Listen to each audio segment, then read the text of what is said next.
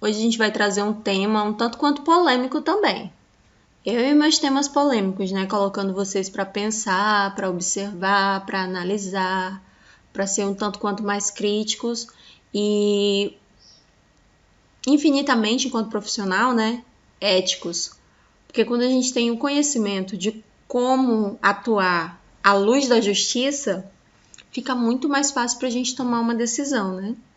A questão da eutanásia no Brasil ainda é um tabu, né? A população no geral ainda não está preparada para que essa situação seja colocada em pauta e seja colocada principalmente em votação e que seja implementada no Brasil. Mas nós, enquanto profissionais da área da saúde, nós temos a obrigação, é um dever. O conhecimento do profissional da área da saúde está descrito no nosso Código de Ética como um dever, né? É um dever nosso estar sempre atualizado, né? Estar sempre informado. Até porque vocês vão se deparar com situações em que vão solicitar isso para vocês, só que com uma palavra diferente, como por exemplo, o paciente vai estar lá entubado, já está lá, é um vozinho que está internado e está entubado há uns 10 dias, o sofrimento absurdo, quem está olhando, quem está acompanhando está cansado, as pessoas estão cansadas, próximas, e aí alguém vira para você e fala assim, ai, desliga o aparelho, eu quero conversar com o médico para desligar o aparelho, né? E a gente, enquanto profissional da área da saúde, temos que estar embasado na legalização, né? Na política de legalização no Brasil. Temos que estar embasado dentro das leis da Carta Magna, da nossa Constituição, e principalmente dentro das leis que regem o nosso Código de Ética para conversar com essa pessoa, para explicar, né? E nós temos que aprender também, aqui na bioética, que nós não podemos fazer juízo de valor, porque daí nós estaríamos infringindo um princípio da bioética que é a autonomia, né? Nós não podemos ficar dando lição de moral em ninguém. Nós mostramos as informações e a decisão continua sendo do paciente até onde é legal, né? A decisão é do paciente em conjunto com a família dele. A decisão não é nossa. Então, a nossa opinião ela não pode ficar sendo expressada para o paciente. Tá? A nossa opinião ela nos embasa enquanto profissional, mas ela não pode interferir no direito que o paciente tem da autonomia. Tá bem? Então, vamos lá. O que a gente sabe sobre a eutanásia, né? Ela é um termo que vem de origem grega, significa eu, mais thanatos, que significa uma boa morte ou uma morte sem dor. Tá? Isso que é uma eutanásia. É uma morte assistida, né, por uma equipe, mas é uma morte sem dor, é uma morte sem sofrimento. É isso que é a eutanásia. Ela é um tema muito polêmico. Tem alguns países já com legalização que foi definida sobre a prática, né? Outros países ainda refutam categoricamente por motivos diversos, assim como a questão do aborto, que é um tema polêmico, que divide opiniões nas sociedades. A eutanásia também é um tema polêmico que divide opinião na sociedade. Algumas pessoas, quando se fala em eutanásia, elas imaginam suicídio, né? A pessoa é um suicida. A pessoa que optar pela eutanásia é um suicida, não tem outra palavra. Então as pessoas se perdem um pouco nos conceitos, né, filosóficos, se perdem um pouco na opinião particular, né? E essa opinião particular a gente já aprendeu na ética, né, que ela está inserida nos nossos valores, que é um dos nossos princípios éticos, a nossa formação moral. Então é o que dá ação aos nossos atos. Se nós vamos de encontro com esse valor, é como se nós quebrássemos um pouco do que conhecemos da vida, né? A gente vai de encontro à nossa personalidade. E isso nem sempre o profissional da área da saúde está preparado para essa conversa, está preparado para lidar com essa situação. Então, meus amores, o conselho que eu dou para vocês, estudem. Estudem, peguem casos e casos e mais casos, observem um a um. Lembra da história da vizinha, do vozinho, que eu tenho certeza absoluta, que todos vocês já presenciaram ou já ouviram relatos de uma história muito difícil em que as pessoas, por diversos momentos, pensaram na eutanásia. Né? Com outros nomes, é claro, como, por exemplo, ai meu Deus, tomara que fulano morra logo para acabar com esse sofrimento. E o sofrimento ali não é da pessoa que está narrando, é o sofrimento da pessoa que está sofrendo no leito de morte, né? E às vezes isso é até mal interpretado por quem está ouvindo. Fala assim, ela tá querendo, ele tá querendo, esse cuidador aí tá querendo é descanso, né? Porque a gente só observa até onde os olhos alcançam, né? E os nossos olhos, eles estão voltados para os nossos valores.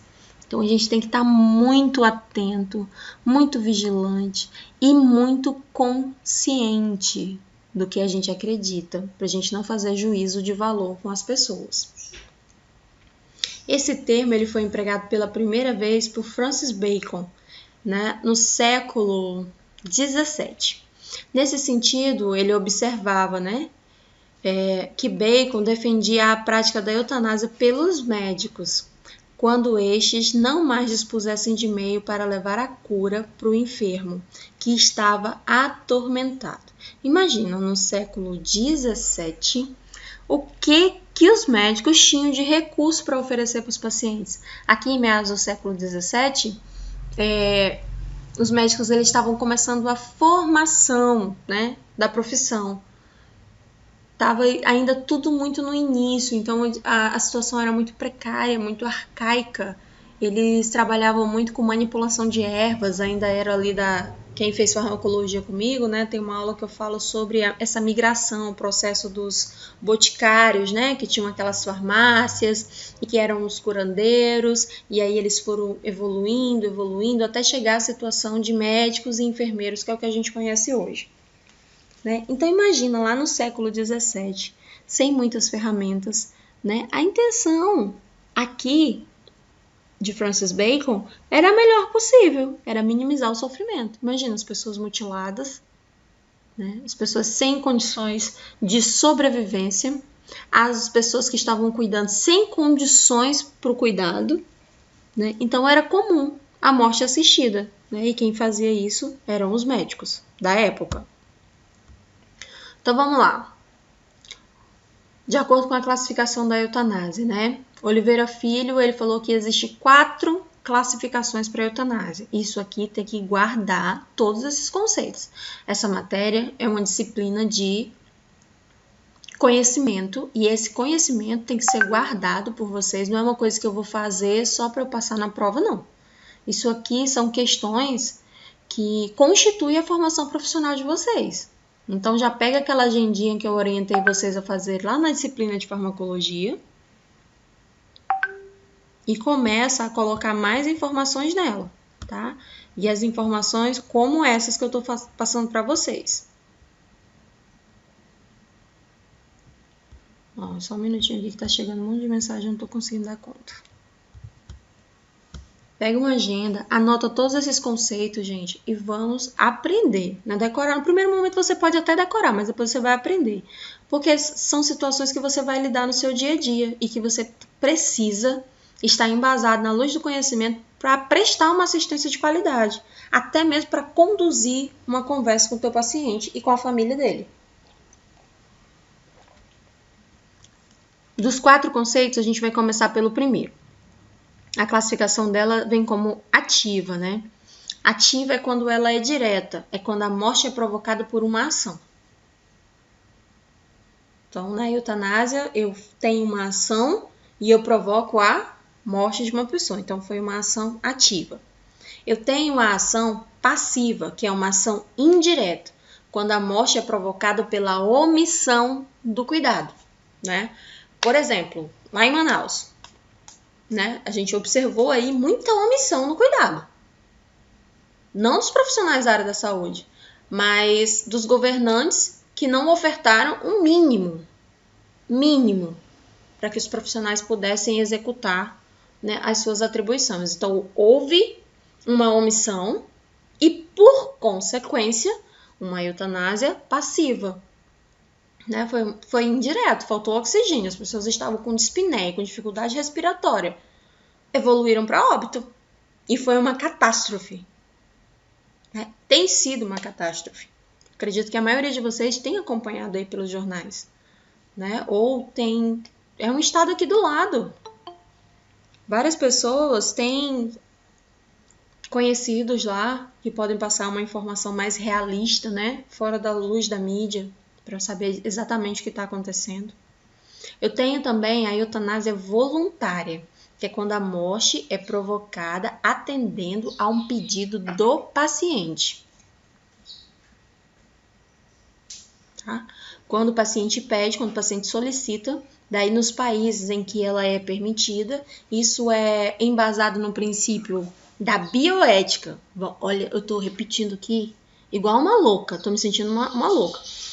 Repetindo toda hora os princípios da ética e repetindo toda hora os princípios da bioética, para ver se pela técnica da repetição isso fica gravado no coração de vocês, tá? Então, quem aqui, ó, lembra qual é o princípio da bioética que fala nisso, de respeitar o direito do paciente ou a vontade do paciente? Valeu, Henrique. Autonomia. Né? Então, nesses países, esse princípio está embasado na autonomia. Né? O paciente ele tem o direito, e aí entra aquela questão, nesses países, né? Você participa ou não. Só que para você participar ou não, você tem que ser contra ou a favor. E para você ser contra e para você ser a favor, você tem que ter uma opinião embasada em uma teoria do conhecimento. Esse conhecimento, de novo, pode ser científico, teológico, filosófico, daí você escolhe. Né? Mas tem que escolher e fundamentar uma opinião particular. Tá bem? Porque é isso que vai ser colocado em consideração a cada atitude de vocês frente a um paciente, por exemplo, em cuidados paliativos, né?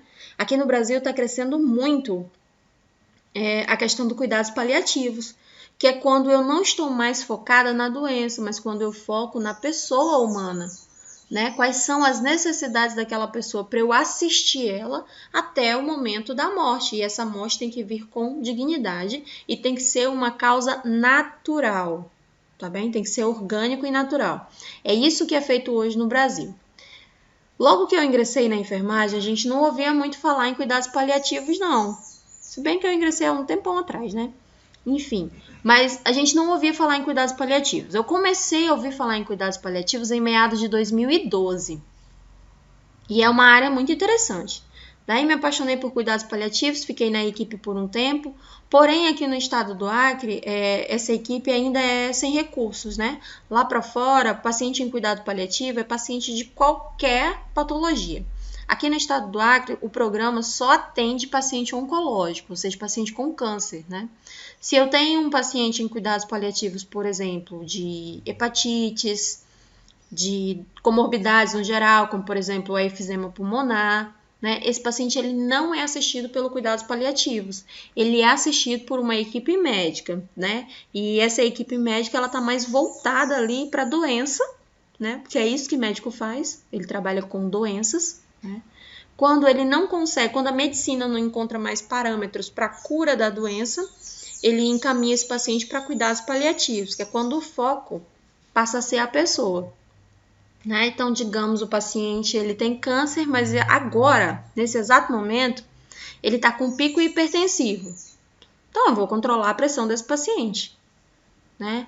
Esse paciente tem câncer, está em fase terminal, né? Não tem mais, para a doença eu não posso fazer mais nada para melhorar. Mas ele está com dor. Então, eu administro a medicação. Só que toda medicação que eu vou administrar nesse paciente vai ter um efeito colateral. Daí eu tenho que trabalhar com esse efeito colateral. Então percebe que aí a gente só fica num tratamento paliativo. Por exemplo, o COVID. O COVID não tem um tratamento eficaz. Né? É viral aí. O que a gente pode fazer é tentar barrar o vírus com uma vacina. É o que a gente pode fazer. E é o que está sendo pesquisado, é o que está sendo trazido aqui pra gente. De informação interessante. O tratamento para o COVID é assintomático, ou seja, paliativo. A pessoa está com febre, faz um antitérmico. A pessoa está com falta de ar, fisioterapia respiratória e oxigênio. A pessoa está com o pulmão comprometido por uma secreção, drena a secreção. E a pessoa está tendo calafrio, né? Cobre extremidades. Então, de acordo com o sintoma que a pessoa apresenta, vai se colocando cuidados de enfermagem e cuidados de medicina. Então, a terapia medicamentosa de mão dada com o cuidado de enfermagem, com os cuidados de fisioterapia, para a gente ver se reestabelece os parâmetros de normalidade nessa pessoa. Mas um tratamento específico. Ah, isso aqui cura. Nós não temos. Para dengue, a mesma coisa. Zika, a mesma coisa. Chikungunya, a mesma coisa. Assim como diversas outras doenças. Hepatite A, a mesma coisa. Né? Nós temos tratamento eficaz para o controle, né? E alguns médicos falam da cura da hepatite B, mas da hepatite A não. Então, a gente espera que o órgão vai trabalhando ali os sintomas e vai esperando que o organismo ele se reestabeleça. Já a eutanásia involuntária, galerinha, né, é quando a morte é provocada contra a vontade do paciente. Né? Por exemplo, a pena de morte nos Estados Unidos. É uma eutanásia involuntária. A pessoa não optou por aquilo. Né? Ela teve um julgamento e esse julgamento culminou numa pena e essa pena, né, está prescrita por lei, está prevista no Código Penal deles e eles podem ser levados a pena de morte, né, que é a eutanásia. Então, é a eutanásia involuntária. Quem é que achava que a cadeira elétrica era com eletricidade? Algum de vocês achava? A pena de morte lá, quando fala cadeira elétrica, vocês imaginavam o quê?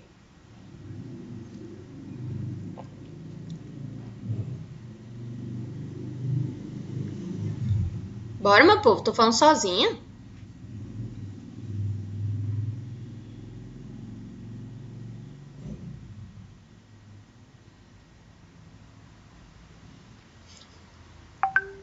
Eu também pensava assim. Aí eu fui num...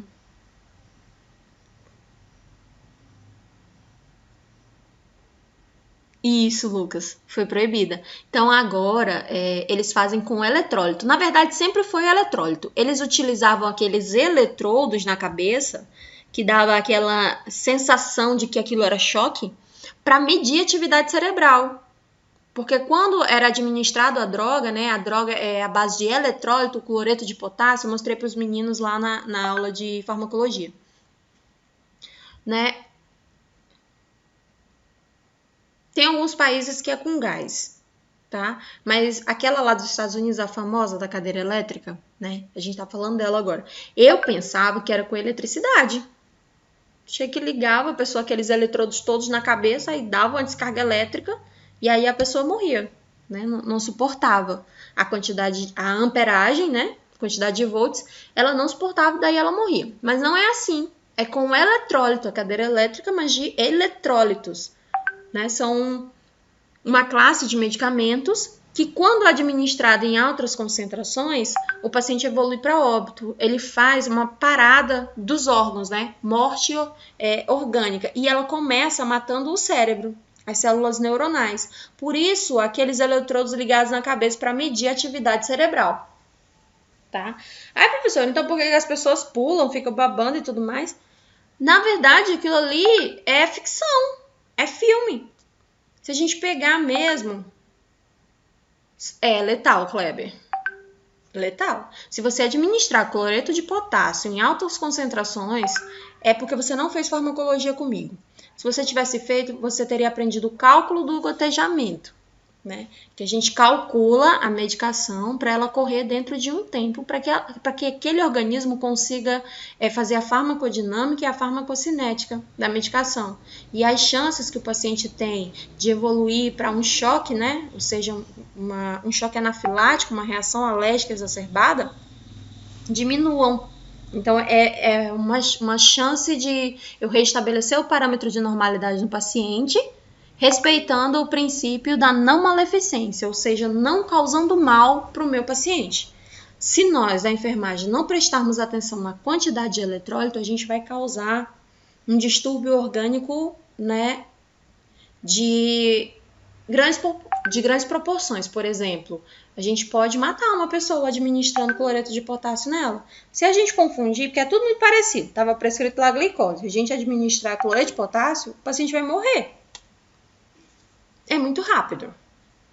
Sim, vai morrer em questão de segundos. Antes mesmo de você terminar de administrar a medicação, ele vai morrer. Então, essa classe dos medicamentos eletrólitos, a gente tem que ter muito cuidado. Por isso que quem prescreve é o médico, ele calcula pelo peso, pela idade, pelos fatores genéticos. Daí, os meninos lá de farmacologia observaram quais são os parâmetros que eles usam, né, para fazer uma prescrição médica. E a enfermagem, ela obedece aquela prescrição dentro de um cálculo, né? Enfermeiro, ele tem embasamento no cálculo de 6 passos para debater a questão de dose. O técnico não muito, né? O técnico fica mais com cálculo de dose fracionada. Tá prescrito tanto, eu tenho que administrar tanto, né? Aspirar tanto para fazer tanto. É isso que fica o cálculo para o técnico de enfermagem. Mas para o enfermeiro que faz o cálculo dos 6 passos, a gente tem uma noção maior com relação à prescrição, dosagem e posologia. Então, ali a gente consegue debater quando a gente acha que a dose está inadequada para o nosso paciente. Então, vamos lá, gravando aqui, ó. São 4 tipos, a classificação envolve 4 tipos de eutanásia. Direta ou ativa, passiva ou indireta, voluntária e involuntária. Então, vamos lá. O histórico da eutanásia falou o seguinte, né? Ela vem acompanhando a humanidade ao longo da nossa existência, sendo possível encontrar diversos registros sobre o tema através da evolução do tempo. Né? Então, a questão histórica da coisa, ela é antiga. Ela está ali, ó, presente, de acordo com a evolução da humanidade, ela está ali presente. Né? Se a gente observar alguns filmes que são aqueles filmes da Idade Média, por exemplo, a gente observa vários, os lutadores lá, e vão lá, e tem um soldado amigo sofrendo, aí ele vai lá e termina de matar. Né? Então, ali, ó, já tinha um processo da eutanásia, para diminuir o sofrimento daquele amigo e tudo mais. Acho que a maioria de vocês já viu alguma cena assim nos filmes. Aquilo ali, ó, trazendo já a questão de acordo com os relatos históricos, né, que foi observado para que ele pudesse montar aquele cenário de ficção. Na antiguidade, por exemplo, a prática era muito comum, ali em meados da Idade Média. Em algumas comunidades pré-celtas e celta, os filhos matavam os seus pais. Quando os pais eles estavam numa condição de cuidado, que eles não conseguiam mais estabelecer o autocuidado, não conseguiam mais tomar banho, não conseguiam mais caminhar, não conseguiam mais comer sozinho, né? Essas civilizações celtas, eles matavam os pais, né? E dentro daquela comunidade, aquilo era uma honra para o pai, porque ele tinha cumprido ali uma missão e estava na hora de encerrar um ciclo. Então, cabia ao filho mais velho executar essa atribuição. Aquilo era comum naquela situação. Eu não sei se vocês já ouviram falar, mas tem algumas comunidades indígenas que, se o paciente ficar muito doente, a ponto de dos pais ou a família observar que ele não tem cura, eles retiram do hospital e levam para a mata e deixam afastado na mata por um tempo, até que a pessoa morra, daí ele volta para a comunidade. Vocês já ouviram falar em situações assim? Ou então quando nasce uma criança com alguma deformidade genética, eles enterram vivo? Já ouviram falar de alguma civilização assim?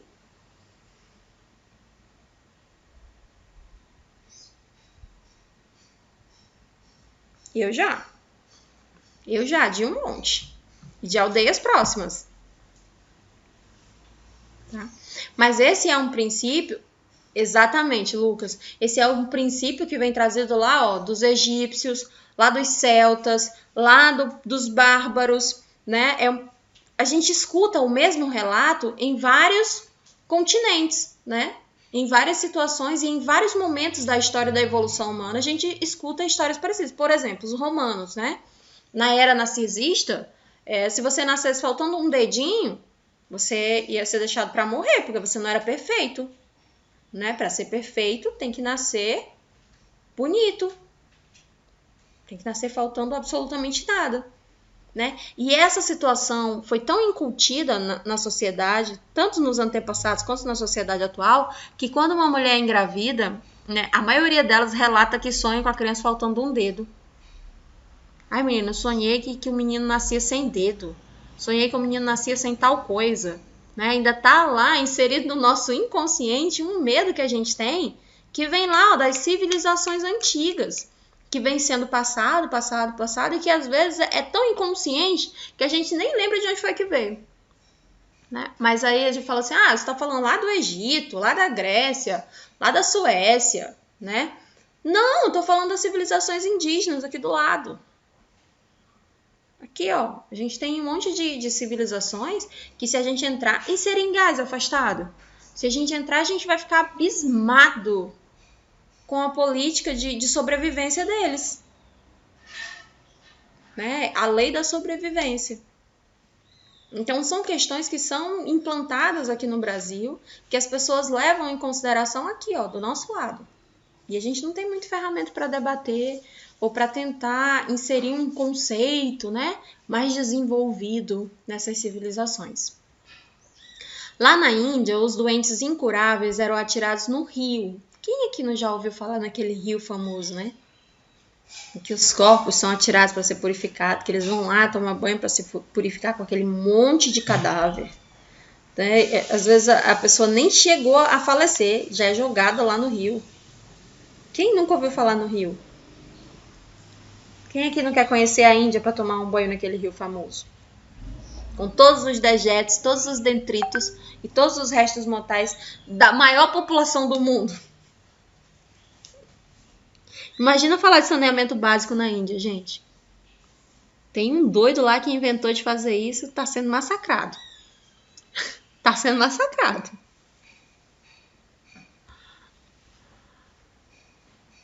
Então, vamos lá. Depois de terem a boca e a narina tampada com uma lama, né? Que essa lama é num ritual que eles têm. Quando eles estiverem muito velhos e muito doentes, né, eles vão para esse ritual, é fechado os orifícios e ele é atirado ao rio. Né? Também é uma forma de cometer ali a eutanásia. Então vamos lá. Os brimaneses, né, entravam vivos, idosos e enfermos graves. Era assim que eles trabalhavam essa questão, né, da eutanásia. Quem estava muito... Eles enterravam vivos, desculpa. Quem estava muito velho, quem estava muito idoso ou quem tinha uma enfermidade grave. Enterra vivo, vira as costas e vai embora. Em comunidade. Uma outra comunidade, né? As populações rurais aqui, ó, sul-americanas, né? Se elas fossem nômades por fatores ambientais e climáticos, eles sacrificavam os anciões e os enfermos para não expor a ataques de animal. Né? Se a gente observar ali a civilização dos elefantes, né? Tem até um conceito. 3 na frente, aí no meio os idosos, né? E as crianças, e atrás os macho alfa. Nessa civilização aqui, ó, sul-americana, né? Os índios sul-americanos, eles faziam o contrário. Matava logo e aí deixava para os animais, porque aí se o animal daquela localização tivesse de barriga cheia, ele não ia atacar o grupo maior de pessoas. Um pensamento de sobrevivência. Lá na Grécia Antiga, os filósofos como, por exemplo, Platão, lá. Todo mundo já ouviu falar no Platão. Todo mundo já ouviu falar no Sócrates. Todo mundo já ouviu falar no Epícoro. Então, vamos lá. Eles defendiam o quê? Eles defendiam a ideia de sofrimento, né? Que uma doença dolorosa seria uma boa justificação para o suicídio. Já Aristóteles, Pitágoras e Hipócrates condenavam o suicídio. Então, lá na Grécia Antiga, o bicho já estava pegando.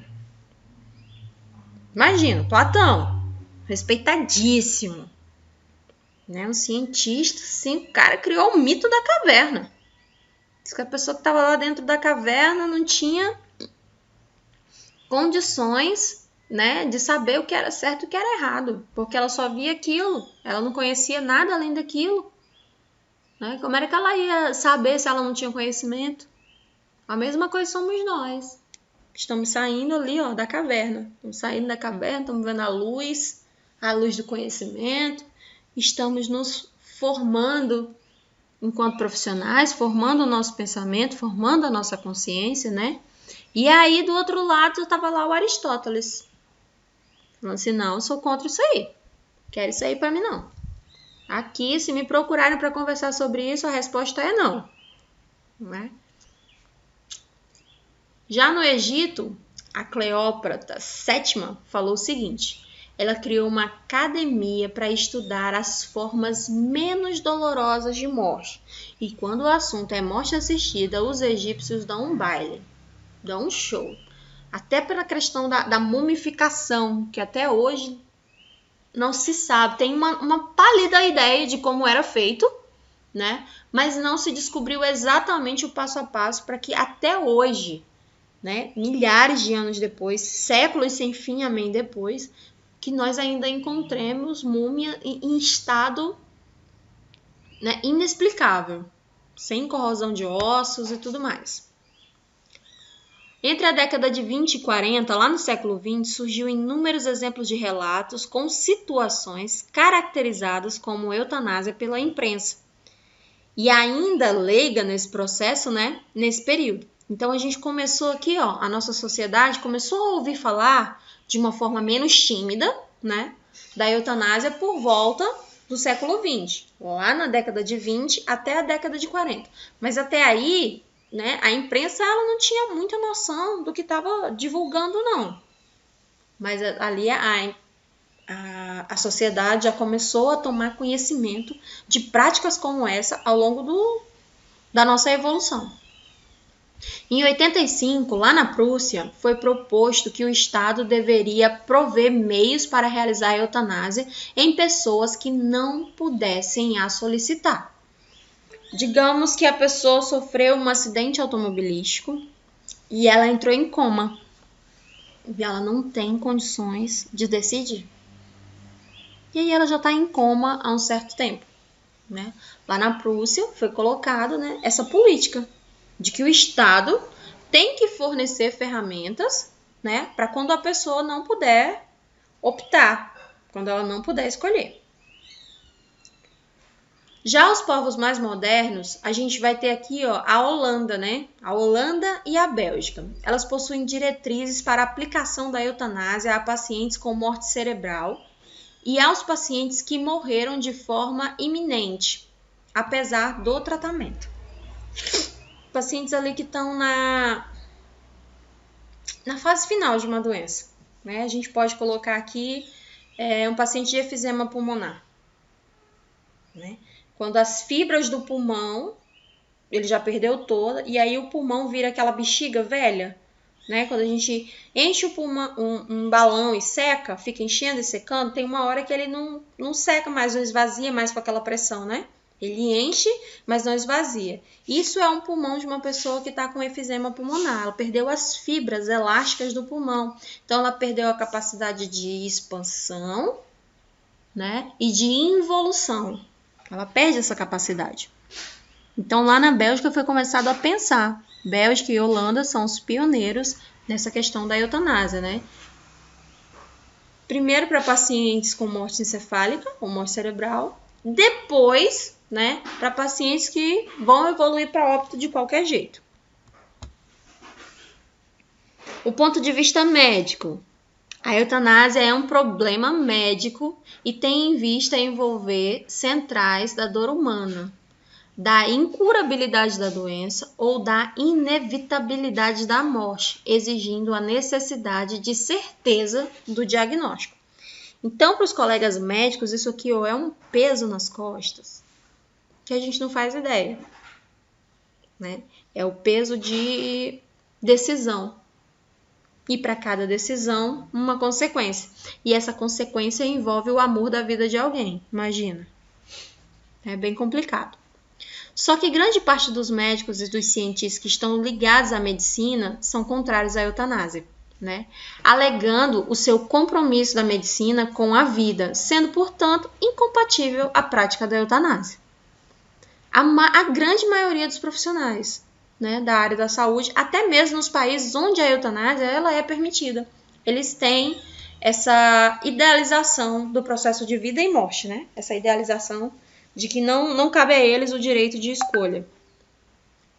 Já no Brasil, atualmente nós aplicamos o Código de Ética Médica, que ele fala o seguinte, ele entrou em vigor em 2010 e ele autoriza a ortotanásia, que é a morte natural sem a interferência da ciência. Então, no Brasil, a eutanásia não é permitido, o que é permitido é a ortotanásia, morte sem interferência da ciência. Vamos anotar esses conceitos. Chega a recomendar aos profissionais que evitem exames e tratamentos desnecessários para o paciente em estado terminal. Trabalhei no Hospital do Câncer um tempo e aí tinha uma hora que o médico ele não sabia a hora de parar. Ele queria investir naquele paciente, né? E por muitas vezes os pacientes falavam assim, não, eu não aguento mais. Como, por exemplo, uma dose de radioterapia para minimizar os efeitos da doença. Sei lá, a mulher estava com câncer no colo do útero e estava sangrando demais. Aí, para minimizar o sangramento, fazia uma radioterapia para minimizar. Só que a radioterapia traz algumas complicações, né? E era mais fácil a mulher lidar com o sangramento do que ela lidar com as complicações da radioterapia, né? Então, o que é orientado aqui no Brasil é isso. Tem algumas práticas que é melhor você não fazer, porque ela vai trazer mais sofrimento, mais dificuldades para o paciente do que benefícios, né? Só que isso quem decide é a equipe médica junto com o paciente. Em vez de ações inúteis, né, ou obstinadas, como diz o texto, é aconselhável a adoção dos cuidados paliativos para que reduzam o sofrimento do doente. Hoje a gente já tem especializações em cuidados paliativos, né? E não são poucas não, são diversas. E cuidados paliativos focados em patologias específicas, né? Mas nós temos também os cuidados paliativos de uma forma mais ampla. A estética hoje está crescendo no ramo dos cuidados paliativos, né? Não pode curar, tem até um estigma que eles colocaram. Eu não posso curar, mas eu posso paliar. E trouxeram aí a aromaterapia, trouxeram a medicina alternativa para os grandes centros. Por exemplo, lá no Albert Einstein, né, os pacientes eles são oferecidos para ele a terapia do Reiki, a terapia da auriculoterapia e a terapia da acupuntura, associada à musicoterapia, aromaterapia e estímulos sensoriais na região podal, na região do pé. É oferecido. A pessoa vai se ela quiser. Associado ao tratamento médico, né? Isso também, a medicina alternativa ou medicina integrativa, como é colocado hoje no Brasil, também é ofertado para esse paciente. E já tem estudos comprovando a melhora, né, dos casos clínicos de pacientes que estão fazendo o mesmo tratamento e os pacientes que estão sendo assistidos pela equipe multidisciplinar com essa medicina interventiva, né, essa medicina integrativa. E a diferença de pacientes que estão fazendo apenas o tratamento convencional. Então, a gente já pode aí observar que está trazendo benefícios, né? Que esse ramo está crescendo e que as pessoas têm procurado cada vez mais o tratamento paliativo, né? Estética paliativa e a medicina integrativa. Porque na medicina integrativa, ela não exclui, né? Ela integra. Por exemplo, sim, Lucas, né? Já foi estabelecido assim, parâmetros cerebrais de sentimento, como, por exemplo, a felicidade, né? Ela sim estabelece melhora física. O conceito da Organização Mundial de Saúde, ele fala o seguinte, que para você ter saúde, você tem que estar com um bem-estar biopsicossocial, né? Então, a psique, ela domina, ela comanda. Se você não está num estado de felicidade, por isso ali as drogas psicotrópicas, né? Para alterar o estado psíquico das pessoas, trazendo uma melhora sistêmica, né? Ela atua a nível cerebral, trazendo uma melhora sistêmica ali, ó, equilibrando os hormônios que trazem prazer, uma sensação de prazer. Nosso Código Penal. Vamos lá para o Código Penal, porque eu gosto de saber das leis. Código Penal vigente, o atual, o que a gente está executando hoje, ele fala o seguinte: A figura da eutanásia não aparece explicitamente lá dentro. Porém, aplica-se a tipificação prevista no artigo 121, ou seja, homicídio simples ou qualificado, sendo considerado crime a sua prática sob qualquer hipótese. Não interessa se a pessoa estava sofrendo. Não interessa se estava em fase terminal e que ia morrer daqui 2 horas. Não interessa. No Brasil, é crime. Dependendo das circunstâncias, a conduta do agente pode configurar como crime de participação em suicídio assistido. Está previsto no Código 122 do Código Penal. Quem trouxe isso para a gente, essa informação, foi o Guerreira Filho, né, em 2005. Então, o Código Penal brasileiro hoje prevê como crime. Ok? Eutanásia no Brasil é crime, previsto na Constituição, artigo 121 e 122. Então, quando alguém chegar para você falando assim, vamos desligar o aparelho. Vai lá, desliga o aparelho. Tu vê o que vai acontecer contigo? O Código Penal vai te prender na hora. Não tem nem conversa. Mas tava sofrendo demais o bichinho. Só ajudei, só dei um empurrãozinho. No Brasil, a gente não pode fazer isso, tá? Pro ponto de vista jurídico, no Brasil tem um projeto de lei, esse projeto de lei é o 125/96, de autoria do senador Gilvan Borges, né? E é o único que está tramitando no Congresso Nacional, que trata a legalização da eutanásia. Porém, nunca foi colocado em votação, porque a população, meus amores, não está preparada para essa conversa. Imagina hoje, o Senado Federal, ele tem a maior bancada, ele considera a bancada cristã, né? Se consideram cristãos. Maior bancada cristã hoje. Vai falar de eutanásia lá. Com aquele povo. Vai dar ruim. Aí traz isso a nível populacional. Sem que a população conheça as situações, as circunstâncias. Estamos preparados não. A população brasileira hoje não está preparada para uma votação como essa. Na proposta do Gilvan, permite a eutanásia, desde que uma junta de 5 médicos ateste a inutilidade do sofrimento físico ou psíquico do doente. O próprio paciente teria que requisitar a eutanásia.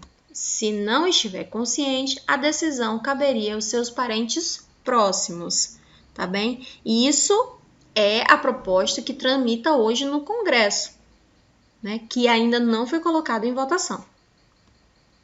Isso aqui a gente está falando de 2007, a gente está em 2021. O artigo 5º da Constituição garante que todos são iguais perante a lei, sem distinção de qualquer natureza, garantindo-se aos brasileiros e aos estrangeiros residentes no país a inviolabilidade do direito à vida, à liberdade, à igualdade, à segurança e à propriedade. Então, são princípios éticos e bioéticos que a gente está falando aqui, ó, que é garantido por lei na nossa Constituição Federal de 88, trazido no artigo 5º. Dessa forma, é assegurado o direito à vida e não é admitido que o paciente seja obrigado a se submeter ao tratamento. Daí a gente volta lá no princípio da autonomia, né? Olha, fulano, se você não fizer essa cirurgia, você vai morrer. Ok, tudo bem. Eu quero assim, eu não quero essa cirurgia, eu morro de medo de cirurgia, eu tenho pavor de cirurgia, não vou. Então, a gente obedece ali à opção do paciente, tá bem? O princípio da autonomia. Ele tem à disposição dele o tratamento, mas é um direito dele não querer o tratamento, tá? O princípio da autonomia é respeitado sempre e está previsto na nossa Constituição, sendo trazido para o nosso Código de Ética. O direito do paciente de não se submeter ao tratamento ou até mesmo de interrompê-lo quando ele quiser é a consequência da garantia constitucional dada através da sua liberdade. Lembra lá do princípio da ética? Liberdade, consciência, não é? Tem lá os princípios da ética. A autonomia já é da bioética, jurídica e a inviolabilidade da sua vida privada, né? E aqui a gente pode citar a questão dos testemunhos de Jeová, que eles têm uma questão com a hemotransfusão, né? O que eles acreditam da hemotransfusão faz muito sentido para eles, né? E traz uma questão polêmica para a equipe de saúde como um todo, porque a gente não pode violar a liberdade, a gente não pode violar a autonomia do paciente, né? E a gente tem que colocar para ele as situações que podem acarretar por uma decisão da não realização, né, da hemotransfusão. Então a gente traz aí a verdade para ele, é colocada as informações, mas a decisão continua sendo dele, né? Então essa questão aqui, ó, é direito do paciente se submeter ou de interromper, tá? Tô lá, descobri que tô com uma doença difícil de tratar, tratamento difícil, e lá na metade do tratamento eu falo assim, rapaz, eu acho que eu não tô tendo qualidade de vida aqui não. Eu prefiro, né, não fazer o tratamento e esperar que o meu corpo reaja ou que ele perca para a doença. É um direito que o paciente tem. Então vamos lá.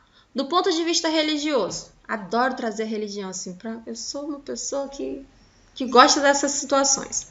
Pro ponto de vista católico, né, ela se expressa na declaração papal e em outros documentos, né, que em suma traz o seguinte: toda forma de eutanásia direta é ilícita, porque se pretende dispor diretamente da vida. Porém, se forem usadas drogas para o controle da dor, mesmo que isso abrevie a vida, isso é lícito, dentro do catolicismo. Porém, a mesma igreja define tudo o que é contra a vida, como o homicídio, genocídio, aborto, eutanásia e suicídio voluntário, são coisas inaceitáveis. Para o judaísmo, o homem não tem disponibilidade da vida e do próprio corpo. Estes pertencem a Deus, que é árbitro, né, da vida. E a vida é considerada um dom de valor infinito e indivisível, inexistindo diferença moral entre a abreviatura desta em longos ou poucos minutos. Já o halaká, ou seja, a tradição legal hebraica, ele traz o seguinte: é contrário à eutanásia, contudo há uma distinção entre prolongar a vida e o prolongamento da agonia. Se já se percebe que não há mais saída, o médico fica autorizado a suspender as manobras de tratamento. Né? Então, eles são a favor da suspensão das manobras de tratamento. Para o islamismo, há 4 grandes escolas islâmicas e para todas a eutanásia é proibida. Para o budaísmo, para os budistas, tanto a eutanásia passiva como a ativa podem ser aplicadas em diversos casos, admitindo que a vida vegetativa seja abreviada ou facilitada. Tudo depende das 5 atividades corporais, como, por exemplo, as sensações, as percepções, a vontade e principalmente a consciência. Então, para o budismo, eutanásia está tudo certo.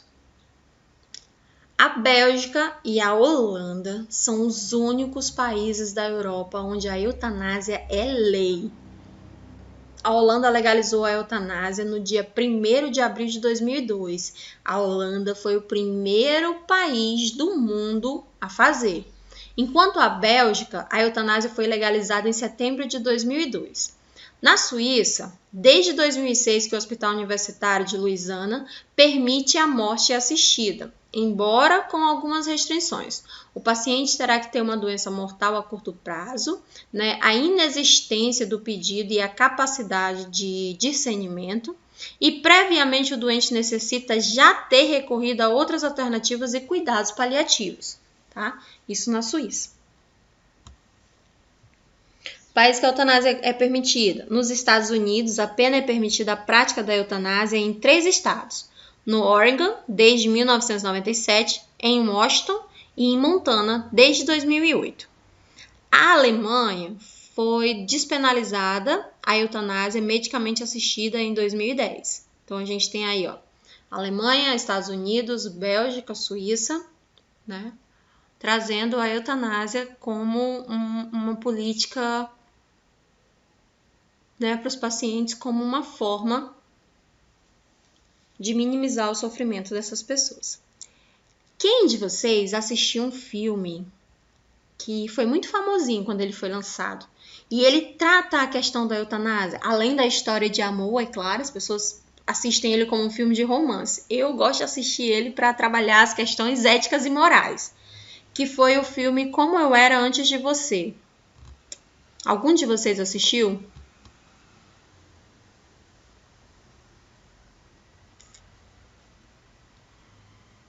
Alguém? Alguém assistiu? Como Eu Era Antes de Você? Ganhou o Oscar. Eu perdi aqui quem foi que disse que não. Vamos fazer o seguinte? Vamos fazer um esforço de assistir? Ele tem no YouTube, facinho, né? Quem tá com a internet legal aí, assiste o filme na íntegra. Quem não tá com a internet bacana, coloca só lá no YouTube o fragmento do filme e coloca lá do lado eutanásia. E aí vai mostrar para vocês só o fragmento do filme. Aí você vai associar... Isso, Francisco, o filme é maravilhoso. Ai, é lindo. Eu assisto ele... Se eu pudesse, eu sempre trago esse filme pra gente trabalhar ética e bioética, assim como eu trago vários outros. Mas agora a gente não tá em condições de apresentar. Eu vou até observar se eu tenho como apresentar o filme aqui na plataforma para vocês. Se eu conseguir, eu trago. Mas, do contrário, eu gostaria que vocês assistissem esse filme. E depois eu vou mandar um estudo de caso para vocês. Eu tô pensando em mandar ele na segunda ou na terça, pra gente trabalhar Como Eu Era Antes de Você, Joelma. Como Eu Era Antes de Você. Trata a questão da eutanásia, né, dentro de um cenário interessante. É muito interessante aquele cenário. E eu não vou dar spoiler do filme, não.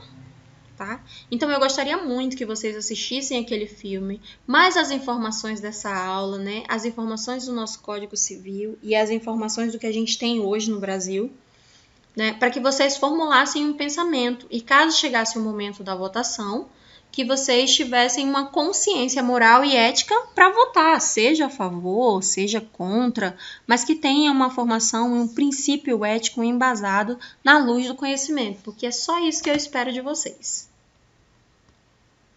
Aqui as minhas referências, tá?